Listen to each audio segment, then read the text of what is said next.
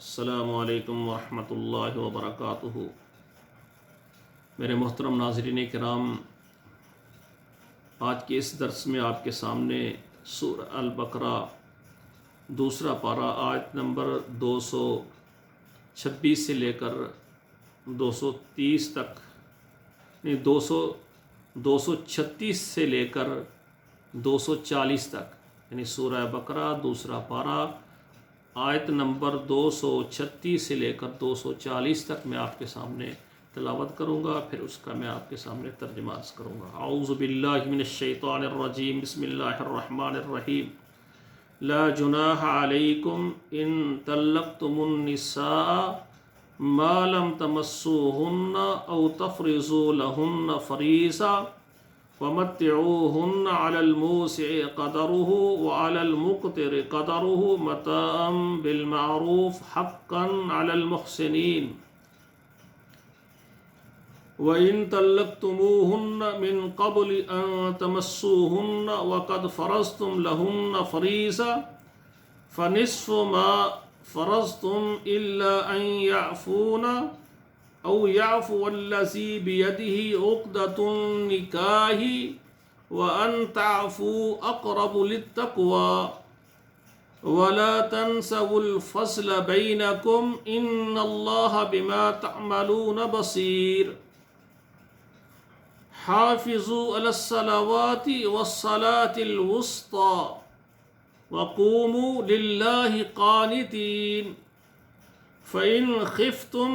فرجالا او رکبانا فإذا امنتم فاذکروا اللہ کما علمکم ما لم تکونوا تعلمون۔ والذین یتوفون منکم ویذرون ازواجا وصیۃ لازواجہم متاعا الی الحول غیر اخراج فَإِنْ خَرَجْنَا فَلَا جُنَاحَ عَلَيْكُمْ فِي مَا فَعَلْنَا فِي أَنفُسِهِنَّ مِن مَّعْرُوفٍ وَاللَّهُ عَزِيزٌ حَكِيمٌ۔ یہ میں نے 240 آیت تک آپ کے سامنے تلاوت کی ہے، اب اس کا ترجمہ سماعت فرمائے۔ 235 نمبر آیت ہے۔ لا جناح علیکم، تمہارے اوپر کوئی گناہ نہیں ہے، ان طلقتم النساء، اگر تم نے طلاق دی ہے عورتوں کو، ما لم تمسوہن، اور نہیں تم نے اس کو ہاتھ لگایا، ان سے ہم بستری نہیں کی، او تفرضوا لہن فریضہ، اور ان پر تم نے کوئی ابھی حق مہر بھی مقرر نہیں کیا، ومتعوہن، آپ ان عورتوں کو فائدہ دیں، آپ ان کو طلاق دینا چاہتے ہیں، ہم بستری بھی نہیں کی، ان کو چھوا بھی نہیں ہے، رخصتی بھی نہیں ہوئی، اور حق مہر بھی مقرر نہیں کیا، ومتعوہن، آپ ان کو طلاق دینا چاہتی ہیں، ان کو فائدہ دیں۔ علی الموسع قدرہ وعلی المقتر قدرہ، جو مالدار آدمی اپنی وسعت کے مطابق، اور جو مالدار نہیں ہے، غریب ہے، مالی حالت جس کی کمزور ہے، وہ اپنی مالی حالت کے اعتبار سے عورت کو کچھ نہ کچھ فائدہ دیں۔ متاعا بالمعروف، یہ فائدہ ہے اچھے طریقے کے ساتھ، حقا علی المحسنین، یہ حق ہے اوپر نیکی کرنے والوں کے لیے، جو نیک لوگ ہیں، اگر وہ چاہتے ہیں کہ اس کو ہم نے رخصتی نہیں کرنی، تو پھر اس کے لیے اس کو فائدہ دے، مالدار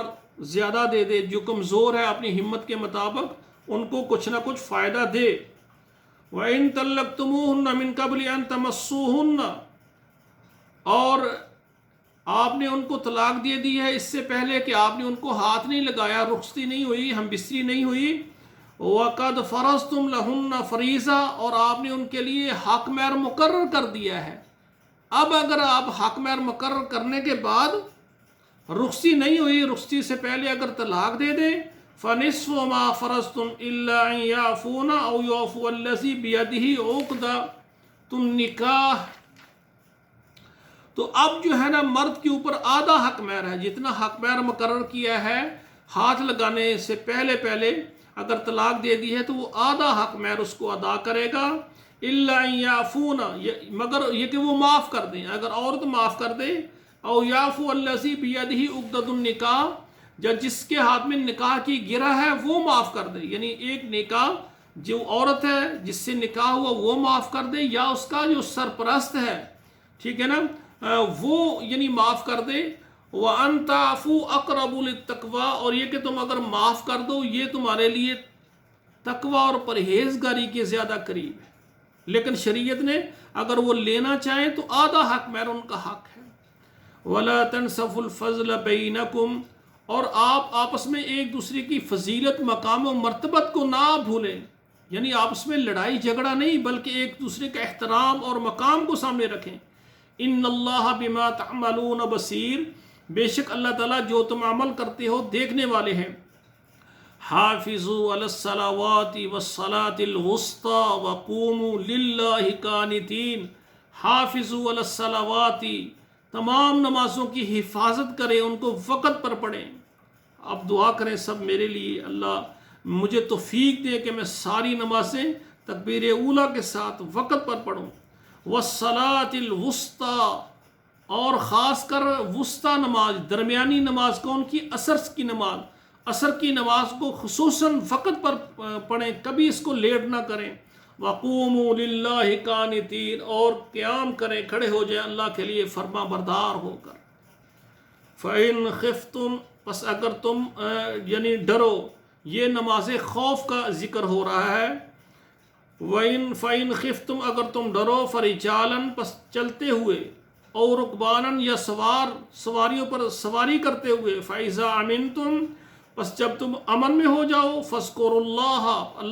اللہ کا ذکر کرو، كَمَا عَلَّمَكُمْ، جیسے تم کو سکھایا ہے، مَا لَمْ تَكُونُوا تَعْلَمُونَ، اور جو تم نہیں جانتے تھے۔ اس کا مقصد یہ ہے کہ جب آدمی خوف میں ہو، آدمی فرجالن، چلتے چلتے بھی نماز پڑھ سکتے ہیں، دوران جنگ چلتے چلتے نماز، سواری کے اوپر بھی نماز پڑھ سکتے ہیں۔ نماز معاف نہیں ہے، نماز وقت پر پڑھنی ہے، لیکن نماز خوف جنگ کے اندر آپ چلتے چلتے بھی نماز کی نیت کریں، چلتے بھی جائیں، سفر بھی کرتے جائیں، دائیں بائیں دشمن کو دیکھتی بھی جائیں، نماز بھی پڑھتے جائیں۔ آپ بس پر ہیں، سواری پر ہیں، گھوڑے پر ہیں، آپ ہاتھی پر ہیں، جس بھی سواری پر آپ سوار ہو کر آپ دشمن کے ساتھ لڑ رہے ہیں، دشمن کا تعاقب کر رہے ہیں، تو آپ نماز کی نیت کر کے نماز پڑھتے رہیں اور سواری بھی کرتے رہیں۔ لیکن جب آپ امن کی حالت میں آ جائیں تو پھر جس طرح پہلے نمازیں پڑھتے ہیں اسی طرح پڑھیں۔ یہ تعلیم اللہ تعالیٰ نے ہمیں دی ہے۔ وَالَّذِينَ يُتَوَفَّوْنَ مِنْكُمْ وَيَذَرُونَ أَزْوَاجًا، اور وہ لوگ یتوفون منکم، وہ لوگ جو تمہیں فوت ہو جاتے ہیں، وَيَذَرُونَ أَزْوَاجًا، اور ان کے پیچھے ان کی بیویاں رہ جاتی ہیں، وَصِيَّةً لِأَزْوَاجِهِنَّ، تو وصیت ہے ان کی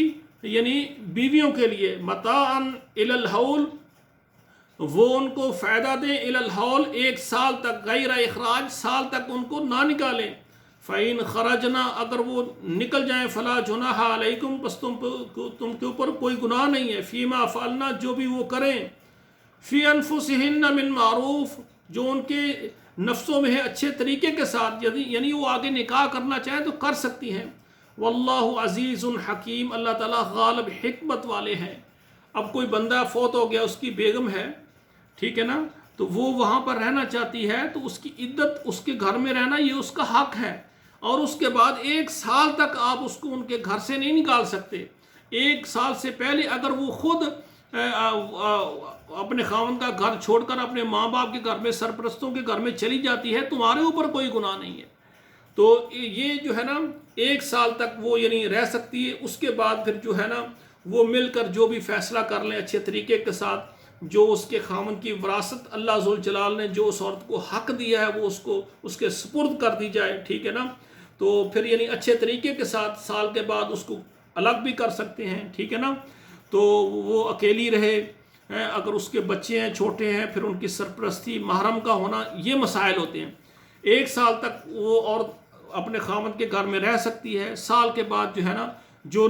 وصیت ہے اس کے خاوند کی اور جو اس کی وراثت ہے اس کو اس کے سپرد کر کے اس کو ان کے والدین کے سپرد کیا جا سکتا ہے۔ تو یہ دیکھیں سارے مسائل اللہ ذوالجلال بیان فرما رہے ہیں، تو ہمیں چاہیے ہم قرآن کے مطابق اپنی لائف گزاریں۔ اگر کسی کے ساتھ یہ اللہ کی طرف سے یہ امتحان آ گیا ہے کہ اس کا خاوند فوت ہو گیا ہے، تو ہم ان سے محبت کریں، پیار کریں، ان کا جو حق ہے شریعت نے دیا ان کو دیں، وہ عدت گزاریں، ان کا خرچہ اٹھائیں، ان کو عدت پوری کرنے دیں، اس کے بعد 1 سال تک وہ اس گھر میں رہیں۔ 1 سال کے بعد جو ہے نا پھر وہ یا اس سے پہلے وہ فیصلہ کر لیں عدت کے بعد کہ میں نے اپنے سرپرست والدین کے گھر میں جانا ہے، تو ان کو نہ کوئی روک سکتا ہے اور نہ ہی ان پر کوئی گناہ ہے کہ جو وہ لڑکا ہے اس کے جو وارث ہیں ان پر کوئی گناہ نہیں اپنی مرضی سے اگر وہ علیحدہ ہو جائے۔ تو اس طرح فہام و تفہیم کے ساتھ جو اللہ نے عورت کو حق دیا ہے اس کو حق دینا چاہیے۔ عورت کا حق نہیں مارنا چاہیے بہانے سے، ہیلے بہانے سے، کیونکہ یہ دنیا یہاں رہ جانی ہے، انسان کے اعمال انسان کے ساتھ جانے۔ تو دعا ہے اللہ ذوالجلال ہمیں عمل کرنے کی توفیق عطا فرمائے۔ اقول قولی ھذا استغفر اللہ لی ولکم ولسائر المسلمین فاستغفروہ انہ هو الغفور الرحیم۔